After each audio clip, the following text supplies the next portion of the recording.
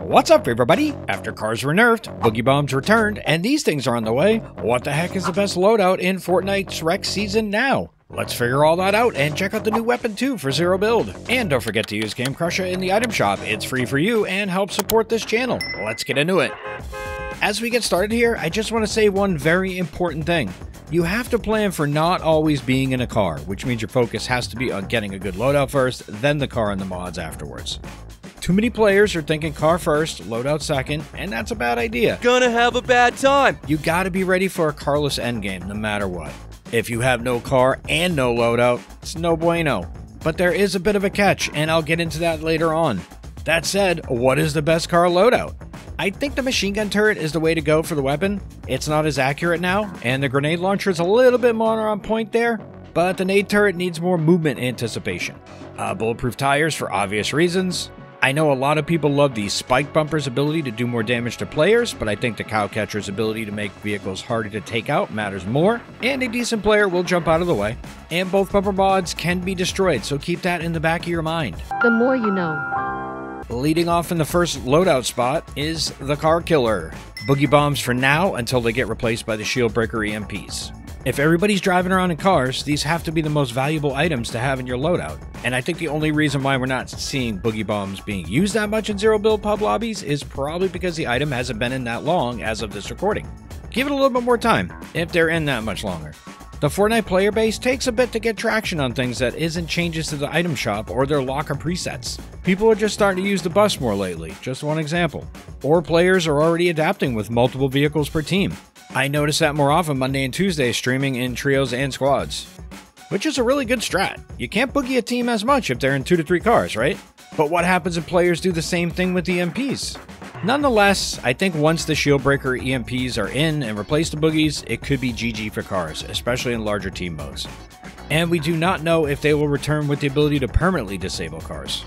I don't remember if they did that in the past, but the EMP on the bus does not. It's a temporary. And even if it operates like the one on the bus, 5 seconds is a lot of time in our fast time to kill world of zero build, right? You could be GG before your car comes back to life. The turrets also do not disable currently, so I'm not sure if that'll happen when the EMPs return, but I don't think it matters that much. I mean, you're not staying in the car to use a turret, right? I hope I'm wrong about the EMPs being the car killers. Cars are crazy and chaotic, but at the same time, mid-games are a lot less boring. I mean, sure, third parties are a bigger problem, but even that issue comes and goes depending on how aggressive you are and your teammates, and how often you rotate through the center of the map. That makes a difference too, especially around reels. Teaming in solos might be an issue too. I've even had a few people jump out of my cars. One even stayed with me as my gunner for, God, I think it was like 7 or 8 minutes. I got us stuck in storm and we both died, but what happens if we were the last two? And I do have to say, I agree with the community here on the poll of whether we should get banned if people team with us. Big thank you to these members of the Crusher Club. Your support helps keep this crazy mess going. Want to do the same? Hit the join button on my channel's homepage, and for just $2.99 a month, you will get a shout out every video, cool Cybercat loyalty badges, and custom emotes for chat and comments. Now back to the content. But if they do neuter the vehicles, that's not necessarily a good thing for the Rec season. The map is made for cars, not people running around like Forrest Gump in zero build. Have you tried playing without a vehicle? Kinda sucks. We do have the Nitro Fist though. You can fist your way across the map with a second loadout slot. On a side note, what is going on lately? We've gotten gooed on, fizzed on, and now fisted. And we also have a P-Boys landmark. So when's the Diddy collab? But circling the drain back to the weapons, the zero build loophole is in kind of a bad place if cars are no longer viable. The Reaper Sniper and Nemesis AR are gone, and our long-range weapon options are pretty meh. Boom Bolt? Gotta be honest here, not too sure how I feel about this weapon. Explodey guns are always hit or miss, more miss than hit. They work well versus a moving vehicle. It's a bigger target, of course, not so much versus a moving player. But if it were hit scan, it would be crazy overpowered. I think it's a bit too gimmicky for regular usage, and it uses rockets too, so unless you have the unlimited ammo medallion or hired the ammo NPC, I would not take this gun in zero build. Sure, the returning Enforcer AR and Attack AR got some buffs, but like the Warforged, they're all challenged by distance. And sometimes you need your AR for a close range fight too. The Enforcer is a bad option there. The Attack AR is probably best suited for that, but it uses small rounds of ammo. There is the Mythic Combat Assault Rifle, of course, and that's arguably the optimal one right now. Really good gun, but we both know that's a dogfight. If that's your jam, then definitely go for it, but I do not think it's worth the risk if your goal is winning. I think the best option to get that, however, is the Machinist Convoy if you're that hell-bent on the Mythic. You all know me, I'm never going to recommend a DMR, so the Huntress is out, even for the most casual player. I will say this though, the Purple and Gold Warforged and TAC AR with the right mods are pretty nasty. In my opinion, those mods would be Red Eye, Vertical Grip, Muzzle Brake, your choice in the mag, maybe the speedier reload. What about the new Tri-Beam Laser Rifle? It's great for killing bots. It's a laser. They typically don't really do that well. So third slot will be the TAC AR. This is not a longer range fight season, and that gun is better at the mid and shorter ranges. Plus, smaller ammo isn't that hard to come by this season, and there is the unlimited ammo medallion, also the supply NPC you can hire too.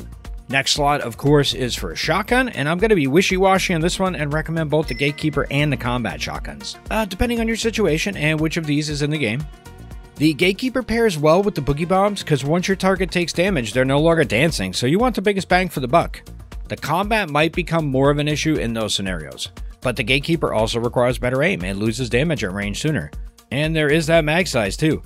Interestingly enough, we do have the mythic versions of both guns in the game, and like I said earlier, it's a rough fight most times. I also think your playstyle matters too. If you fight more closer engagements, you want the Gatekeeper. If you fight a little farther apart from your opponent, then it's the combat. A great example of this is Evolved Jake, who recommends the Gatekeeper. His style is more close up. Prospering recommends the combat, and he tends to play a little less close up. And those are arguably two of the best zero build players in the game, but they have their own meta based on how they play. Both could easily use either weapon and slay lobbies, but their particular playstyle determines their loadouts, and there really is no best, right? Toby-Wan Shinobi doesn't use the gimmick items like boogie bombs. He has a Code of Honor, and you gotta respect that, right? But he has the skill to destroy people with those items. Be thankful he uses his power for good. The guy is legit one of the best teachers in Fortnite Zero Build, and him, Prospering, and Jake are creators that I look up to a lot. Anyways, the last slot might be controversial, especially in the casual player scene.